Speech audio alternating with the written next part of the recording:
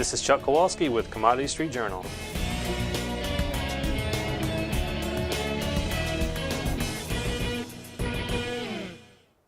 Hi, this is Chuck Kowalski with Commodities Street Journal. Today is Monday afternoon, April 8th, 2013. Let's give a broad overview of what happened in the markets today and what we're looking for this week. Start off with the grain markets. The focus right now is on plantings, how the farmers are getting the crops in the ground. Are they in a normal pace, ahead of schedule, below schedule? That's really what we need to focus on this time of year. It looks like we're not going to have many planting delays coming up. There is some issues right now up around, I believe, North Dakota, Minnesota area. The Red River had a lot of snowfall recently, so there could be some flooding up there, which could slow down some plantings. Other than that, it kind of looks like a normal pace, and what we're looking for this season is a large amount of crops to be planted. Supplies look more plentiful than expected, and if that continues with the good planting pace, the supplies are going to build. We're probably going to have good crops, weather permitting, which will rebuild supplies this year. So it looks like we might have formed some type of top in this market, and it looks like the markets want to go down. With the negative USDA report we had recently, there's a lot of pressure on this market to go down,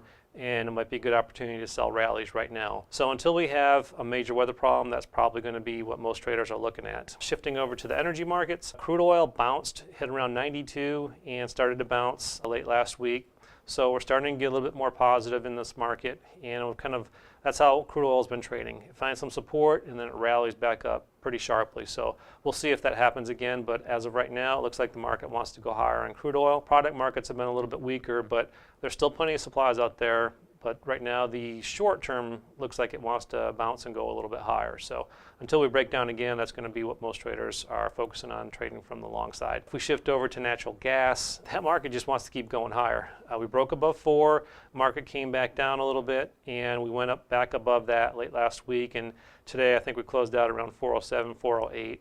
Market looks pretty strong right now technically. Fundamentally, you can make the argument that there's plenty of supplies, but if we are in a long-term bottom, this market could go a lot higher than most expect. I don't like to chase the market up here. It looks like we bounced off of some upper trend line resistance on natural gas, and if we get followed through the downside, we could come back down pretty sharply off of there. So this is one of those markets to probably buy on support and not chase the rallies on it. But don't get caught waiting for this market to just keep going down, because the momentum is higher right now and there's not a whole lot of overhead resistance. Looking at some of the other markets, if we focus on the metals, copper, as we've seen, has come down sharply this year. The supplies keep building. There's plenty of supply out there. There's worries about China's slowdown. We also have the bird flu problem going on in China. They don't know how big that is. If that escalates, that could cut some more demand out of there. But right now, the supplies have been building in copper. We got some worries again, like we always do, about a slowdown in China. So that's putting some pressure on this market. And again, this is one of those markets where it looks like rallies might want to be sold. So probably not going to be a whole lot of chasing higher on this market. Gold and silver, kind of a funny market right now. We had a bounce off of the weak economic numbers last Friday. And the markets had a little bit of a turnaround on Friday and a little bit of follow through, but overall the sentiment is negative. We've had negative outflows on the ETFs for gold and silver, which is showing that the sentiment isn't really very high on that. Usually when the sentiment starts to get to a certain level, these markets tend to bounce and have a strong rally. Looks like right now the mood's negative, and we haven't really had a catalyst to push the markets higher. So they're just kind of meandering lower right now with not a whole lot of activity. Some of the softs markets, just to touch on a few.